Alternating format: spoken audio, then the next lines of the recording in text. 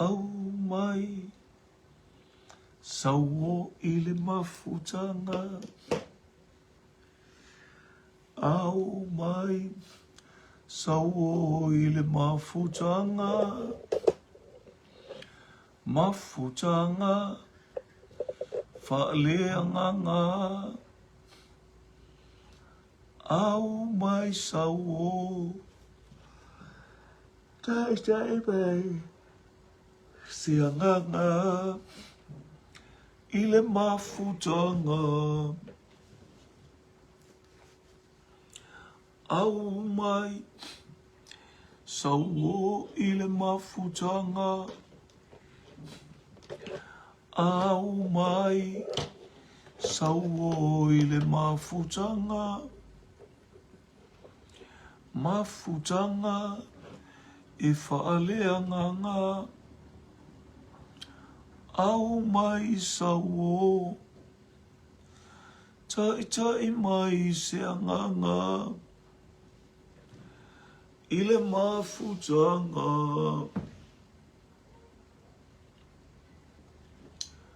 ele ototoe e anisi o lou au ainga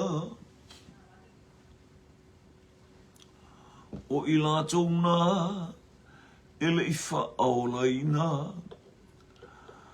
po o lou tina po o lau toia ina tai mai lona lima pele o totoe e anisi o lou au ainga o i lātou nā ele i whaolaina po o lou tina po o lau toia ina tai mai lona lima au mai sauo i le mafutanga au mai sauo i le mafutanga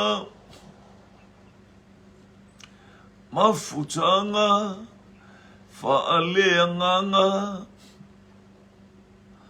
au mai sauo tai mai seanganga i le mafutanga lo usoe o te toe la patai atu la tanga luenga o le muli mawatu tau watu Yesu i se nganga o whatalale liu mai leleanga mai loa lona sese lo soe o te fau tu atu la tanga luenga o le moli mawatu tau atu Yesu i seanga ngā whatalale i liu mai leleanga mai loa lona sese au mai sauo i le mafutanga au mai sauo i le mafutanga e whaleanganga au mai sauo tai mai seanganga i le mafutanga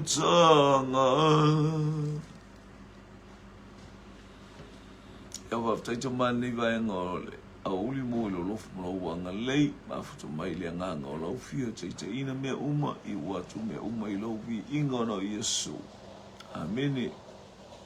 Praise God. Ia wa talo watu siu tātou wa inga wa lawa pale mai lunga o le tātou pōkalame ai mai lu e mamao le ala. atalofa atu sio tatou aiga i luga o pega tafailangi talofa atu langi lu tau talofa te ai au kore tatasi tito luaiva malo le soifua kele kolia waina safa savalu vi ia le atua J. Jimmy Brown Williamu talofa lava praise God ia vaftai mule fafeiloa i tino keriso ia le li Josefo Vicesio Hallelujah, talofa lava praise God.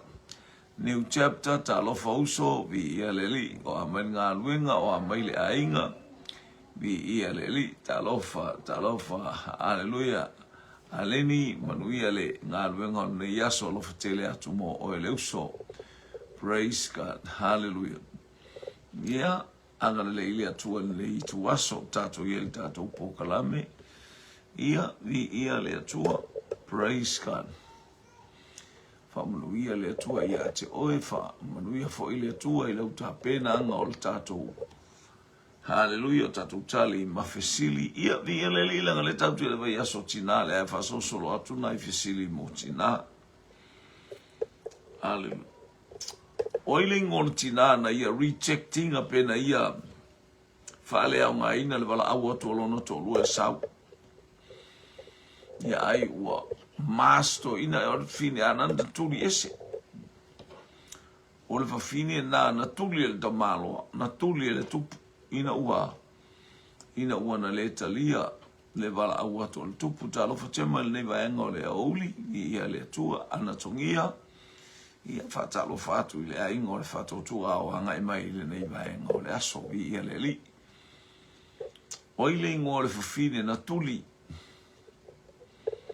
ina walatu le fe au alona to lua sau hallelujah ia ai te e mai le fine ia le oile ngo le fine le ai mai no e mau le ala e o tali mai ana tongia tali mai ia le ala i tanu moa male tali vasati ni ia leli praise God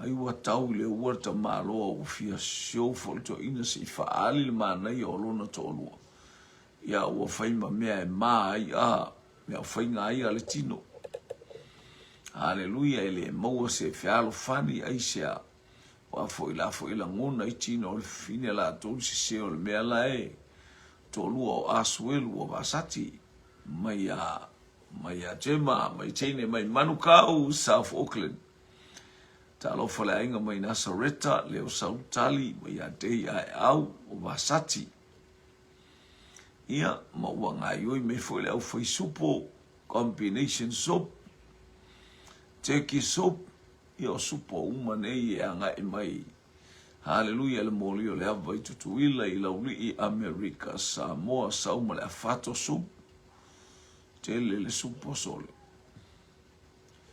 hallelujah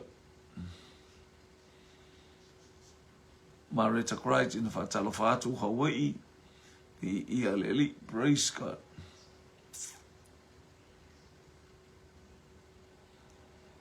ia sauma le macaroni soup o kale au le sole o supo sole.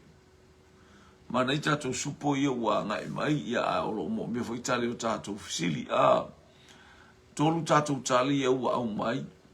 Hallelujah. Praise God. O ai le fafine na tuli. Hallelujah.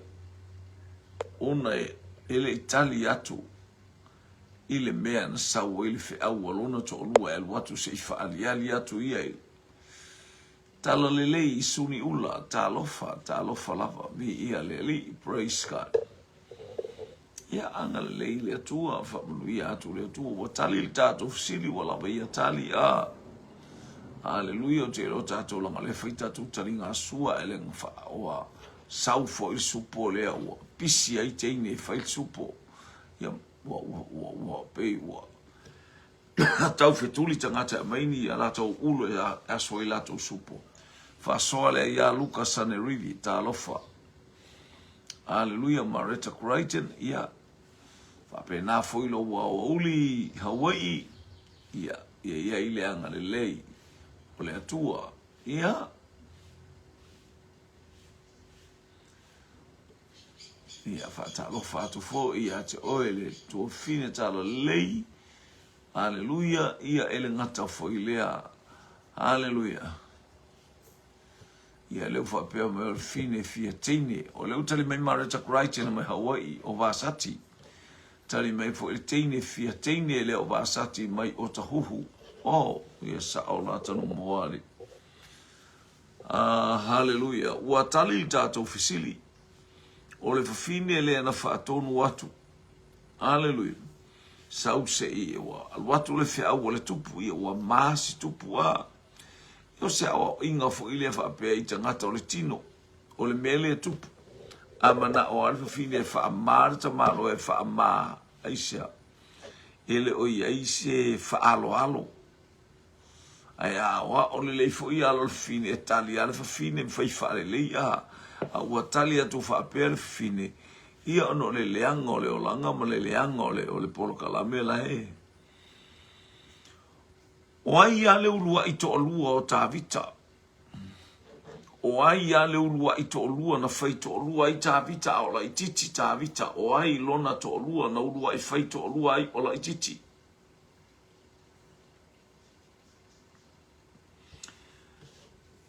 Hallelujah.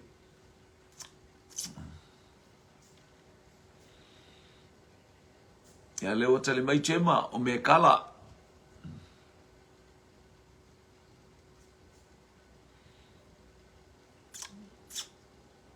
Daniel Fisher talofa. Ia tinti sili o me kala sorry te leiva ai se tinti fa pel e no ule ale ata ilo ai pa ai por tu planga fole tu planga mtema le sa o tinele. Tene o me kala mai assista liu hallelujah o manuka o South Auckland.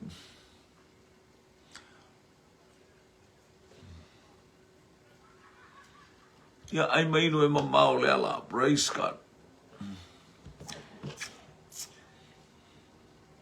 Oi le ulua i to lua na fai o Tavita o la iti a Tavita. Te au me kala. After ina Sareta se e malteine Hawaii lea, Sister Crichton me kala.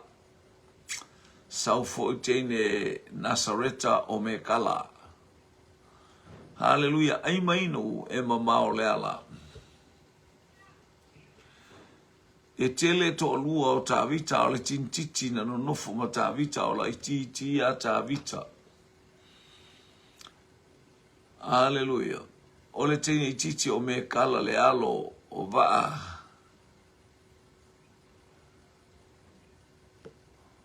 O me kala le alo vaa kulula mai savai isole. E ali. Ia se ele va me kala le alo va alfa tala se mata emo.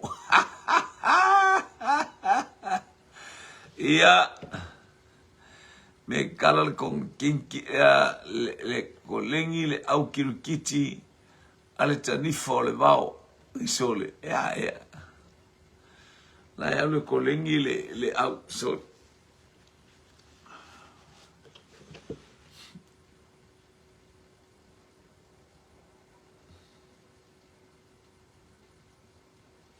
O kakai au le leil fas povi ai pala la kong e masinga fiu kong ila ye male kamala nga cinta. Hallelujah le wa fa tolu ata totali maua mai o me kala ata lo fa tu fo il faltua mai Brisbane ta lo fa lava.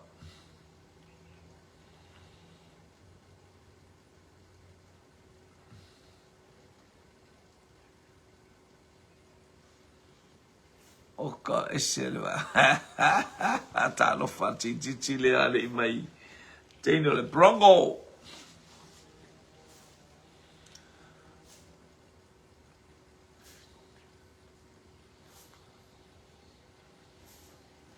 Ia whapena ai ele whaia lana mea toi oa ona o tāwita ua le mana o i le teine matua. O mawarta le tātou fisili o me kala o le tōlua mo moale o tāwita. O le teine le na wha na fola e saulo. Ma tā upa suma le fitu o le tusia mo le Samuel. O lo Natali la afafine la ititie e no nofo ma tangata na te fasia le Filistia. Ele i tau ai se me rapa, ele i tau ai lo na fine matua, a sa unga fai whainga mua. Ua ave me rapa e whai matua lua, a whatu ele mana o i tāwita, me tā i te le ai. O ili tangata le popoi e nofo le alo le tupu le ai, whaftai lava, o te le mana o ai. Ia ai ona o le tintiti o Mekala. Ua se e ale lo matua ali mo matua va ai le li ie. Haleluia. Ile fa unga fa le nganga lai lunga o tangata le a.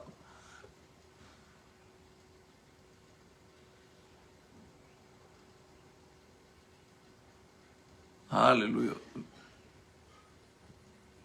Ele iba ai la ia. Ele falo foi me ia me kala me ala wo ai me kala ile lofa ia Tāwita. Fa to sina ile nganga o le ali me kala ia Tāwita le ana. Fai ai lo me kala na no nofo lo me kala ma Tāwita ele ino nofo ma me rapa. Ia le ali.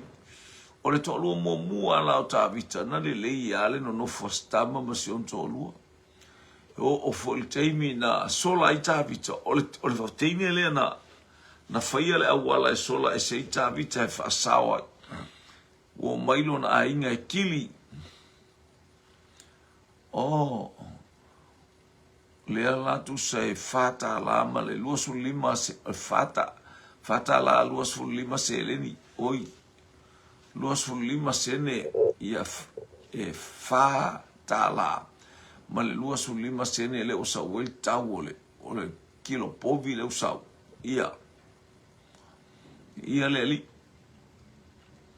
alu tato watu le whamtalanga o le mea tupultina ia ma mea sa ele lei as tintiti ai ona o lona tama po ia tau ma fai mai whamai o lo tau ma fai lana whanau e fasioti ia o ia fai alile a mai o Tāwita ma ofa ia ele fiafu. Haleluia le fefe vale ale o te u fa pe mai. Haleluia le mena e tatou te va ai fo e mal fa auto ta. A won fa so a tatou fa na wa e te mi tatou te ia o tatou le fia ele so longa le me uma te au atunga. Le o le tamar fa to asa unga no fo mai lana pasi no fo mai lana taxi.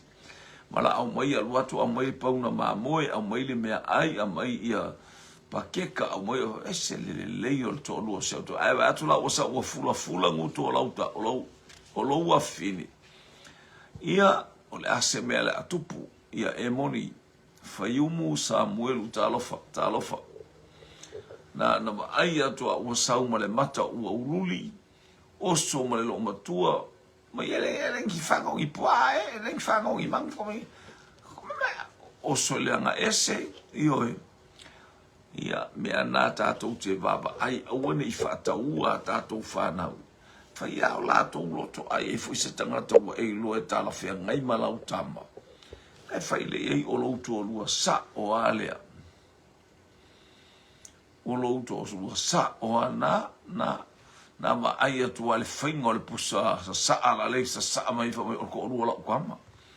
Ea e o ko lua lau kama e anga vava ai au o saule le ave loli o ngā mai o lale kau lale vai maruru mai e lau kau I ka ingo ingo he po se kama le ai langa I lole le ia o le ava loli nga sau ia taua ina whapena atu mai News Joseph talofa lava manu ia nei tai au praise God ia selemana ia o tatou tilo.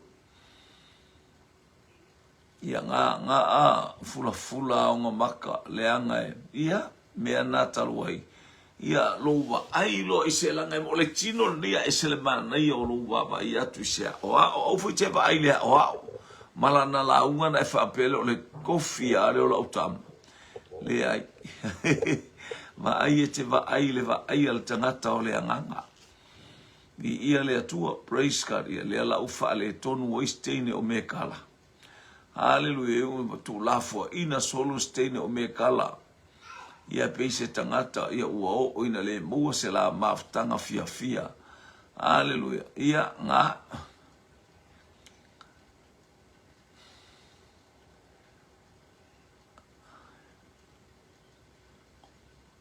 Ele ia se me o ele na me la tou ia.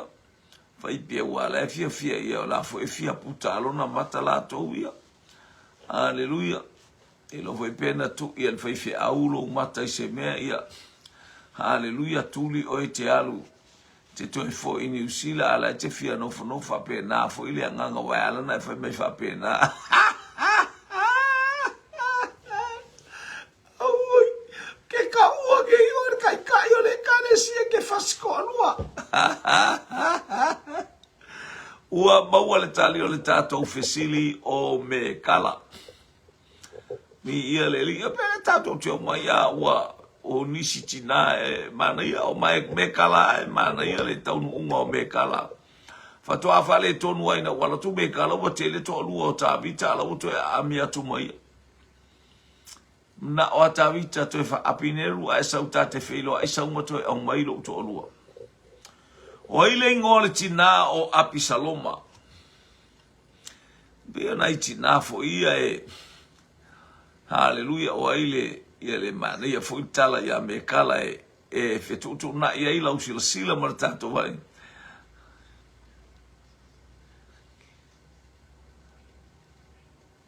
Hallelujah.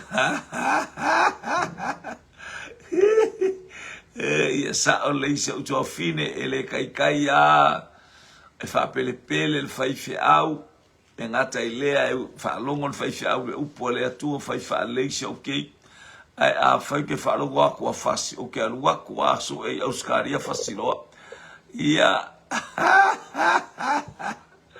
ia le atu o ai le ngole tina o apisaloma lua tali wailunga tema hallelujah.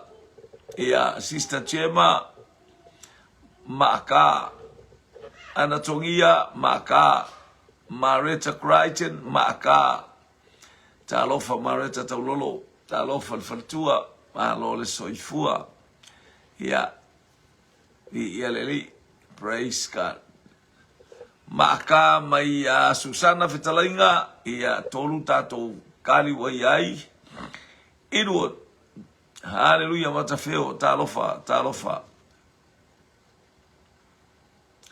Ia, talofa tu ia te onfaltua. Sister Mulipola, ni ia leli, malole soifua.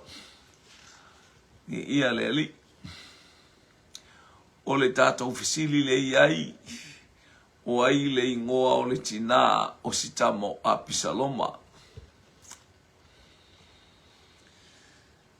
Hallelujah, hallelujah, praise God.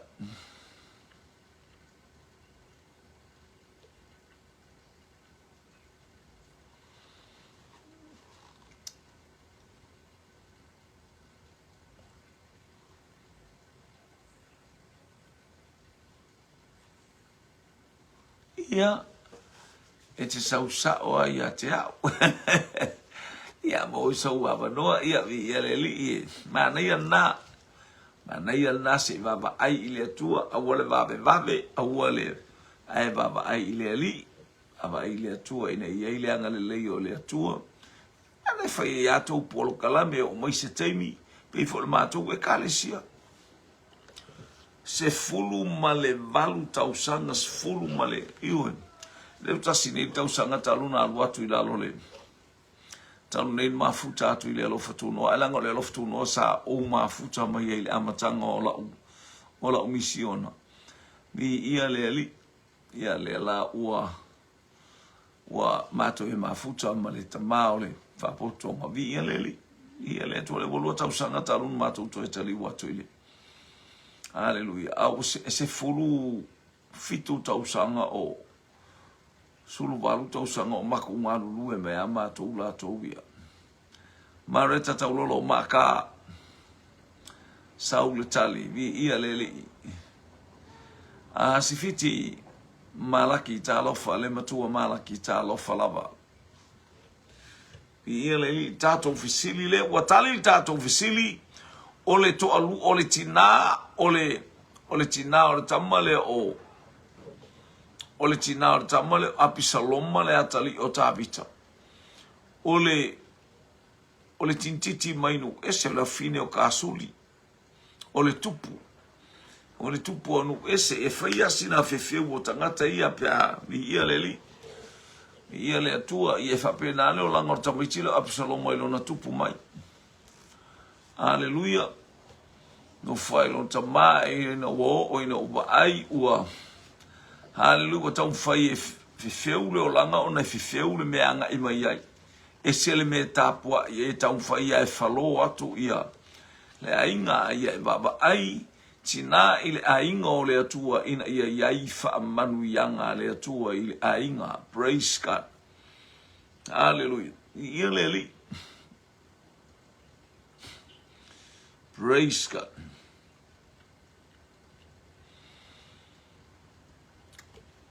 Aua e te fina umai ia te au.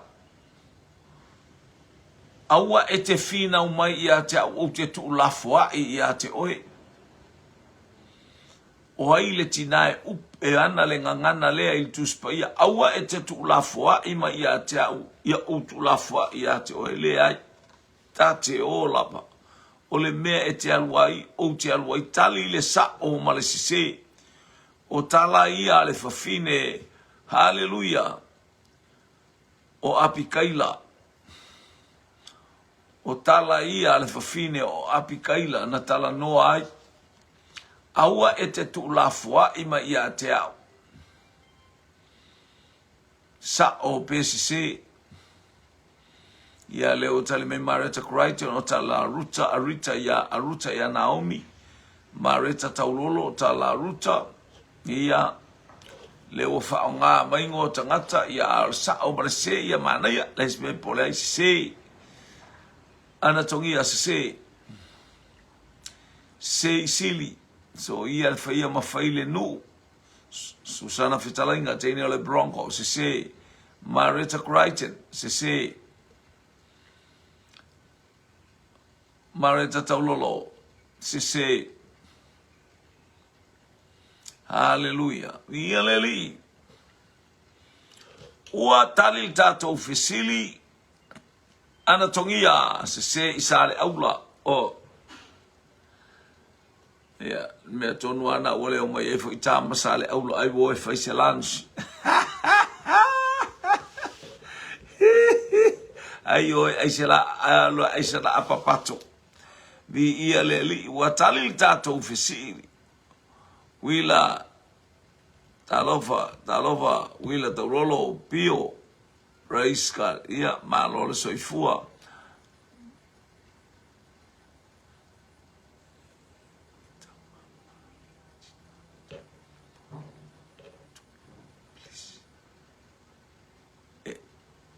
si tu saua al meso tu fise. Hallelujah va mole pasta fia fisili atu la valona winga ese foi tama matinao ta vita maona tua fafine to alua. Ese tama po. Hallelujah. Ia leli o mataule foi o ia watali tato tali la ilunga atu se I tali o tato fisile va mole. Ese se o upo Aruta ya Naomi. Ele oni upo apikaila. Ia leli sili mai ai faftai mo sili ai sa sili mai va mole. Haleluia ia tato sili atuai e mana ia stiti o maka ia wa umatu tato tali na stiti faftai na e mana ia sa o le tali o maka wa umatu tato sili na a tātou fesili le tātou te iai le teimi nei. Haleluia. O tāvita maona uso e toa fitu, maona tua whawhine e toa lua o aino amale ingo o listeine e se aino amale na no foma. Tāvita aino ama fo ile ingo, aino ama fo ile ingo to lua saulo. Ai ele o tāvita ona tua whawhine teine na le whanau mai o apo ma apisai ia le whanau na seruia al whanau alisteine na whanau mai aioa io na tapale ana whaima mauoa a manono vi ia le li ia matauria le whausua ni ngā fontaine o le mena ele o ta uain teine le whanau ia se wana pa wan me fa e tu fa tu lai mai o tama ele o ta o melani teine fa ta to lo tu fa fino tāvita ile teimi ua tofia ia tāvita. Haleluia ia na tai au. A tofia ne ia o whanau atua whawhine o tāvita. Da tofia. Ele tofia n whanau ni o na uso na iloa ele ia tāvita e loto vale ia te ia. Ia lono winga na meleanga ele aini mele leila tau teo mai malatou whaftai. Ia le li.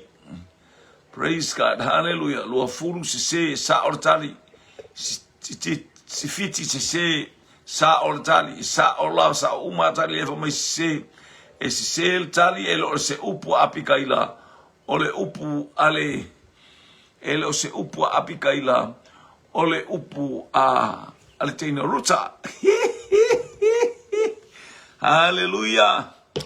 Ia fatala batu ile fa ya onga molile nga fa tai foi ona tato maluta ya ona saunia le nei tai ao fa le nga elana au ona le fa ya onga mai tama o le laumua fa ya onga mai le laumua ia pe ya o te lo tama o le loa po le apa po le loa pataba mai taita vi ia le lia lo tele bola usuga fa ya onga fa tai whaftai tele lava mota umafa whaale anganga o le malu tai awi ia le li. Ia, okei, whaftai umar tātari te mawi ia le li. O leisi tā whesili lea a wina atu. Ia le li, praise God. Hallelujah. O ai le tamaitai lea na amata le tausaminga o purin, po puringi, po puro, le tausaminga e ta o puro i totonu o iutaia. O ai le na amata le tausaminga e ta ua le tausaminga o puro. E ta ole ngana petania purin ia ole inga na fa iutaia. Hallelujah, praise God na saunia e se tamaitai longo e se tamaitai utaia e matautia. Hallelujah. Lona loto tele leo tale mai jema o e seta. Ole ingor tua fine o tāvita o aino amalisi o seruia lisi. Seruia i aila na whanau na o ioapo apisai ma le tamale o sovale kama laikiki lea anatongia o e seta. Tali mai manu te Christ e seta Susana e seta. Hallelujah. O le tamale o Asaeli. Lea naoti apineru. Hallelujah. Ai maino e mamao le ala.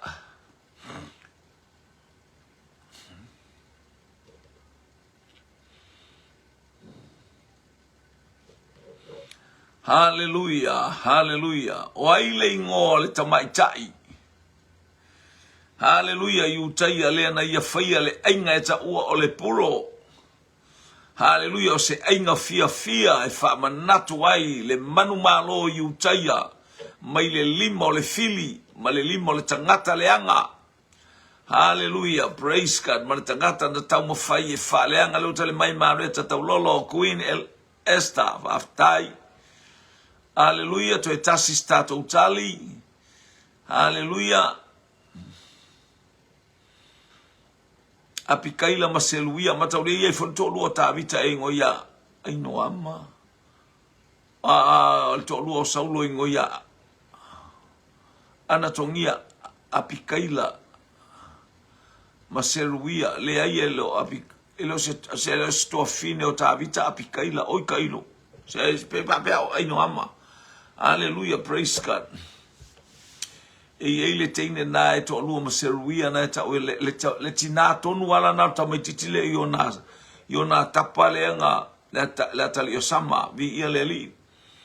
Praise God. Hallelujah. Stiti tabui Malaki e seta ia faftai ua tali tato ufisili o e seta ile taimi na ua manu malo ia ona talo leo e seta ia ile tupu leo le afai le ainga faftai anatongia Queen Esther mai fale la tai ia faftai lau faftai ile o fionga tangmoa Susana ai leo apikaila o le to'olua o tāvita. O ia o apikaila o le to'olua o tāvita le to'olua nā palu.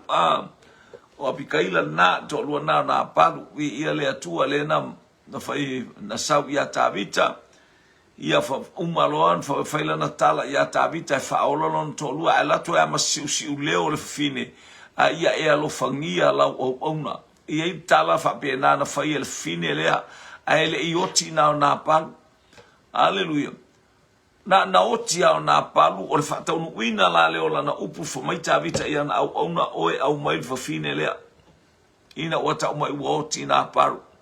Ona sa whai tala le fine ia tāvita ia e alofangia mai lau au na. Ele ngata lai na alofangia. Hallelujah. Ina alofangia o ia ilan tarusanga a so se taimi. Hallelujah, ia alofangia nei te ua yes whalaulawe tupu ilona to'olua. Ia tauane le whataua tāvita ia whaftaivi ia le li. Praise God. Luar Samuel mta apusu marfitu e pue luas furu lima. Hallelujah. Praise God. Ia o lea ua tali le tātou fisili.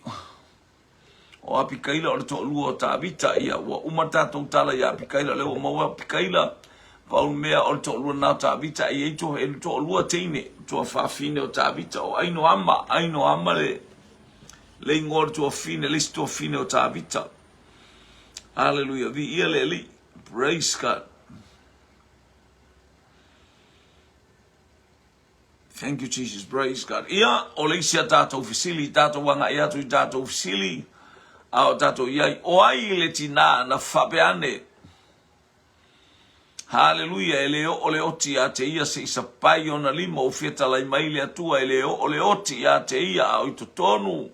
Hallelujah, na whaia le whaiva o tālo sanga ma ana pongi. Ma whaatalitali atu i le whaolatanga ia Israelu o ile lo matua lea. Ai nai ua ina sapai lima o le lo matua lea. Hallelujah, le tama. Ma whapela na tala. O le fina ngalo leo le atua e leo o le oti ia te au. Se iyo ba aio umata masapai o ulima le whaolatanga ia Israel. O le tatou nauna utawina fo ia ina i o tatou matua, o almana onga o tatou matua, leo tale mai jema au na fine o ana. O ana whaaftai ia le li. Tau whai ina ia ba ai whapupula mata na i o tatou matua. Hallelujah, ile whaolatanga e winga. Hallelujah, ia Yesu Keriso. O apikaila le to'olua na paru, lea sa to eno nofo matavita, Sister Gemma. Ia nga e mana ia e whamaramala e whamole. Gemma, a fine o Fanuele, o le Fanuelu o Ana, Mareta taulolo o Ana, o aile ingoa le tina oka. Ta ima eu lea lo matua, amu ia ni tina matutua whapea o whamanuia ia i lea tua. O ia i le whamanuianga e leo o leoti, se ia tilo na whaatau nuua e lea tua la na wholofolanga. Ia, whaatalo whaatu le ainga i Kalilaia, talo whakalilaia, ia le li. Ana tina tatalo mai a Marita Crichton le lei, vi ia lea tua. Mai ese ana ese hana nei te iua wa fefiloi mai tatou o hana le fafine lei o le to'alua elekana a o ana lea o lea fine o fanuelu. Hallelujah. Praise God. Ia whaftai lea o whapea mai ana tongia o le profeta whafine ana vi ia lea tua. Ia whaftai sfiti. Tavu i malaki vi ia lea tua whaftai mo le tali o ana vi ia lea li. Ia le whapea mai o ana tongia luar Samuel sumalefitu le whaiupu luar sumalefitu ia na o lona whaai una a o nofo i Israelu a ina ua nofo i Amerika Samoa o whaai u i a tongia a nofo i whale la tai o lona whaai u o lona e suafa mtai o ala i tangmoa.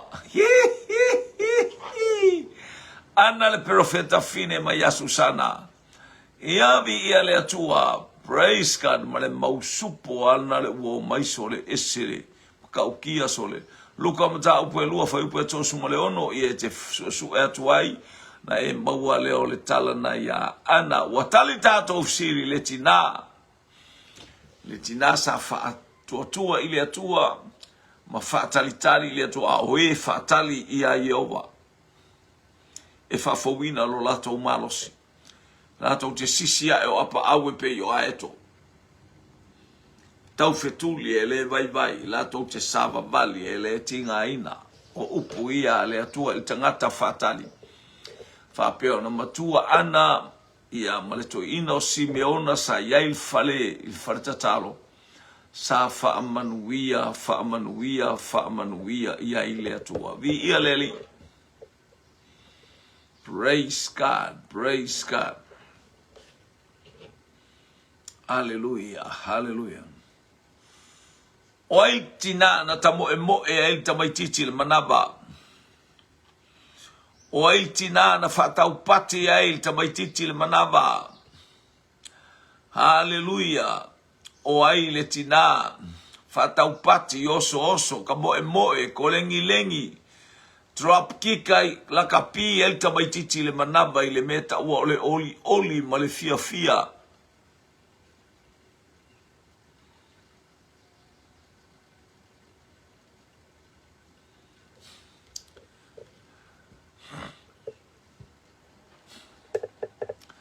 Ia leo tali mai Elizabeth maya sister Gemma. Hallelujah.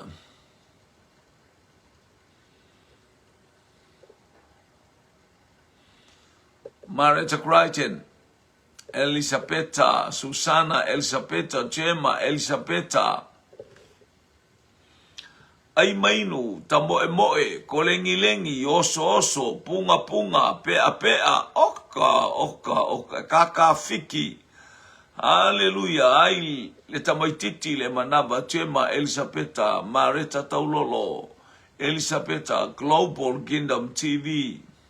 Hallelujah. Elisabetta mai o tahuhu. Elo Elisabetta mai sale aula.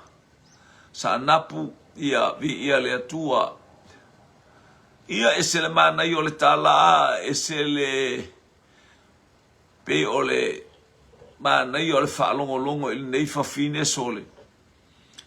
Lana mea whaalongolongo ili o se ele ti nalo na manaba e whaalongo akunga oka o lale whai maile la kapi, whai maile soka, whai maile kirikiki, wa tairua fulu maratari Elisabetta, sifiti, malaki Elisabetta, tali il tato ofisili, ole lo matua o Elisabetta. Oka, lan mea la puna leanga le finge ele leilo na loto. Fa manuia, fa pena, tangata uma, fa pena e oso ai, le pepe i le manaba e fia ai le pepe e mafua ona ole o langa saoloto. Via le li. Ale saoloto na ole o ono, ia, na, tangata ia la na fa longo a kiki akule polo i soka aku i. Ke a kule polo i ka mai kirikiki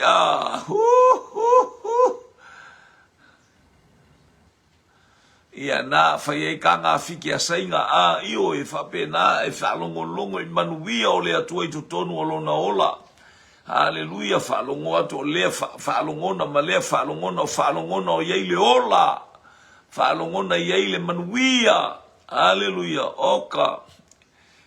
E umatu lea fia e langa mai lea oli e umatu lea oli e mapuna mai lea whaamanuianga. Haleluia, vi ia lea tua talile tātou fesili o le tina ia Elisabeta. Haleluia. Ia lea tua, praise God. Leisia tātou fisili, ia tātou wanga ima iai. Hallelujah. Thank you, Jesus. Fai mai le tala le teine. Fai mai lona tamai, te lua o mar tamalo lea.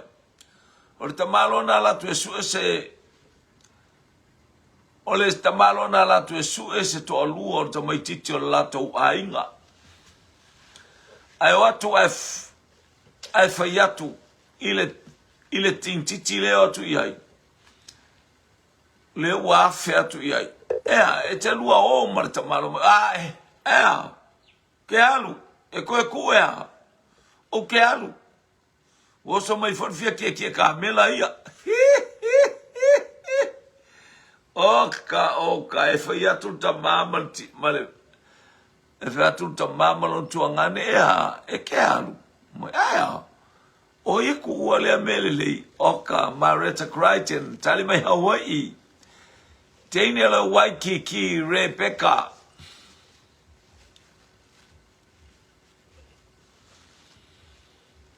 E selemana ia a.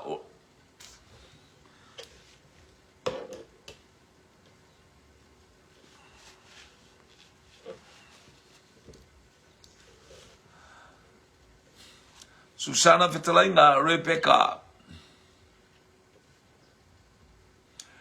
Ele I umatu le tala e oso mai so le martinchichi. Ai. Mate o mastama loa. Ai o foi fasoa to o loanga le fasco fale o loanga fasco fili ma ke ki ko o loanga wa. Na mai moa. Gemma, Rebecca, Susana, Rebecca. Hallelujah. Tato utali mo mole na mai Marita Crichton. Ia sa Rebecca.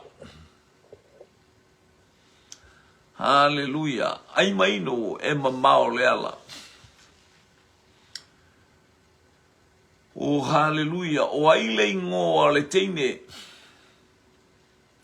O ai le ingoa le tamaitai anatongia. Rebecca le fine o Petueli. Oka manaia ia le li.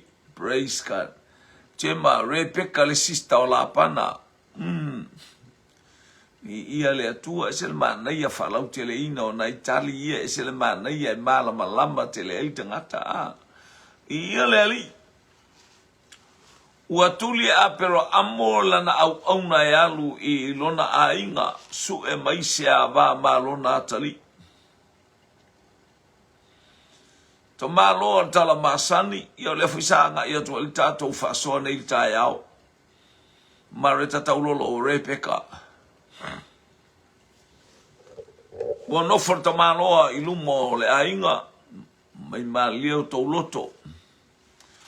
Se I fai atu la tatala lea.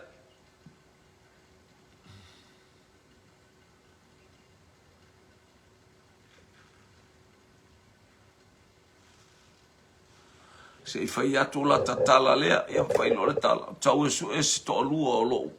O le atali io. Au te sauma ia. Ia tau tono to ale ainga tono o Aperam. Ia le ufa ia tu loa fulu moe malo Rebecca. Ia lu atu ai maritala I tua. Ia se I va fala au atu le tintiti sau.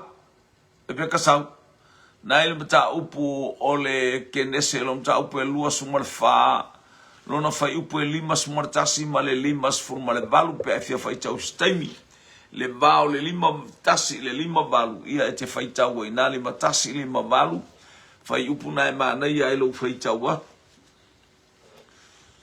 Ia wa uman fai mai o a woto e fai mai si lato momoe e fai atu te ini ea te alu pele e te lua o marta malo ma yes I'm ready to go o sa uni alu ni ia le li ai sia ia ile tali tonunga ma le tali tonunga a to le teine ile anga I mai o le matai mangai o inga na fatino le matai e pe ana fai atu ana leila o le ata o le anganga pa ia o le au auna o le ata o le anganga pa ia sawe au auna haleluya ile ekalesia le atua pei o le anganga pa ia na au auna ia te itato ina ia fai loa ma fa popula ia te itato le matautia o ke riso lo tato wali I malo tato faola ma meleleina ia faia lona soifua na tō mai lunga le sa tauro.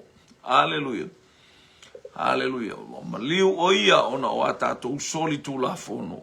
Ao lo whamanuia mai le tua ia te tātou. Ia ile fisili se manu lava o maua lo tā wanoa. Le lopo le arita I me fisili. Sorry, glass. Se tu aso wang I ele fisili no wai. Lunga no sunga fiu o re peka o le teini titi po le au o re peka o le teine. O re peka o le afine o petueli. O nā kori o lona uso apero amo. Nā kori e whanau a petueli. Ai whanau e apero amo le tamo isa ako. Whanau loa lea e petueli. Le teine o re peka ma le tama o la pana. Ia, mi ia lea tua.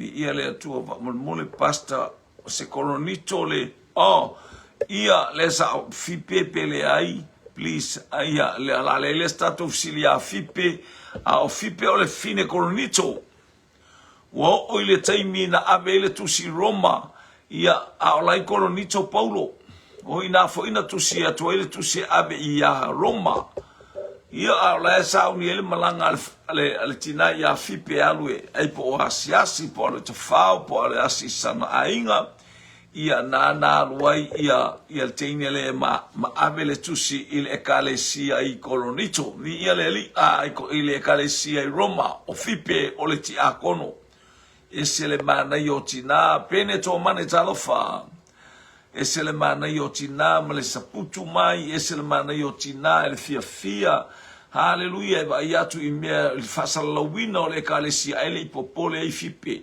na alu a fipe se I moli alo faanga ia pela ese menga sa vale kwa kau ile ia pia ele le fipe anga va pe se la tu tau ia le pata o se o sot fo ia rusa va ele la ki ele e uma mai kukuila le mamao le mea haleluya e te amai tutuila io e o le alu la loi konga ia le ali ia e se le whaftai I le atua ia ono tina loto te tele tina whaama ite I mea le lei e vi ia I le atua praise God hallelujah ia o I le ingor tina le ta ua whapea o ia monono tolua sa fai mapanga a Paulo la tau te momoli le fe au le tala le lei haleluya o fai masoa o Paulo po fai mapanga Paulo e feo ai o na kori o le uso apero amo e a sa o le lei sa o lei ana o na kori o le whanau atara e matua tama o apero amo so o arana so o mana kori to tolu tamaiti apero amo arana na kori o no foleo na kori ma le afine o arana le ona lo natali o lota o le tua fine la o lota na to eno no fo ma na kori fa naulo na kori le tama ingo ya petueli haleluya ai fa nawe apero amo le tama o Isaako e panga la ya petueli ma Isaako au kuso Yosua talo falava ia fatalofa ile tamalea mai haleluya ile uso lea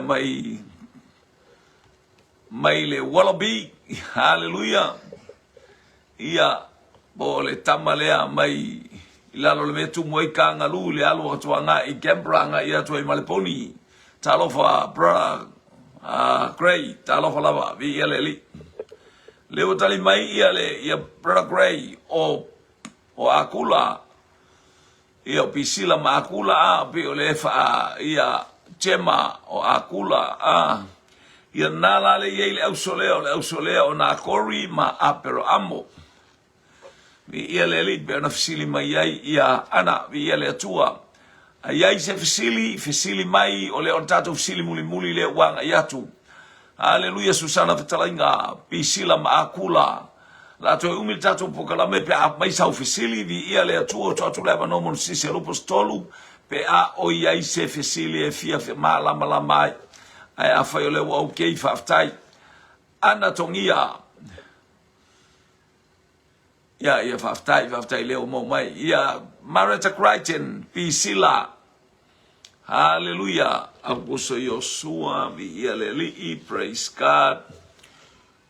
Oai le fafine malona to alua okas na panga ma paulo ili tala ingo tele na onisi a ingo lo fiwa ina itamama tina oka le au leima na ia fasoa e o talta noa a filalo le la awinu se la niu ia pea el tama ia ai alutina mai se mele ia ile fa pena a vi ia le tua fa ile tala inga tala i mal fia a wol tala i pe ol tala lena mo mai tato fa so ole ale fa so al tala ya kolnito i tangata watua ile manapa mele le ho wa ya to ele to fa ni mato me ai pe a fai ia mato fela nga inga pe asau elia fai ana ma me ai ma elia fai mato me ai marto ina ai le to fai ni me ai e kalesia.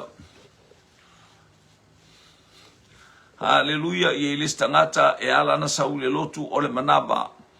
Haleluya. Amu ia le na ainga e o fatasi u lima e momoe fatasi fia fatasi oli fatasi. Haleluya oka ni fa manuyanga ale atua e tau masua. Haleluya ala ipu ile ataimi male ataimi ia le atua ua tali la tato ufisili o la tato ufisili nanga yatu. Haleluya ia akula o pisila le ingole ole tina oka se tina oka ni tina to tele tina manuia o to fai valo filimo fai stala inga.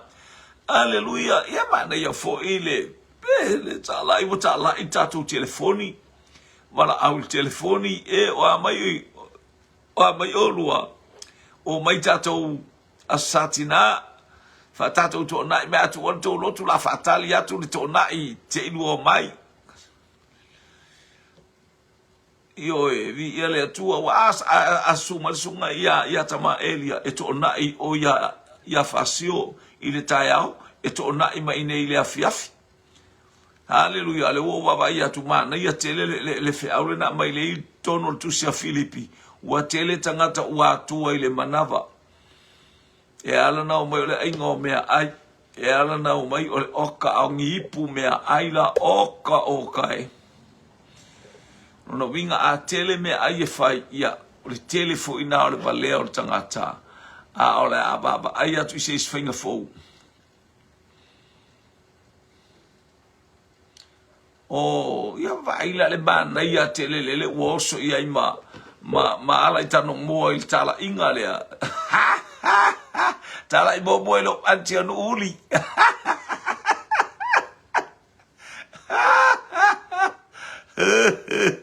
i ale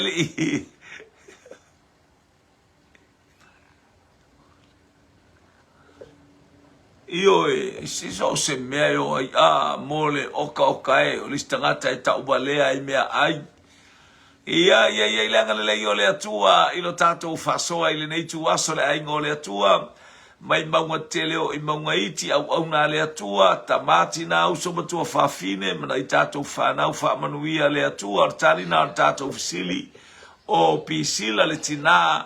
Haleluya fiwa imasiana mana meo akula ile tau aveina o le fe au malenga aluenga le atua manuia le nei auli tata ufeilo ai pe anga i mai le afiafi o taita atua ilo soifua. Haleluya ile upua le atua o le taulanga afiafi ona o Yesu. Amen ma amen. To God be the glory forever and ever. Amen.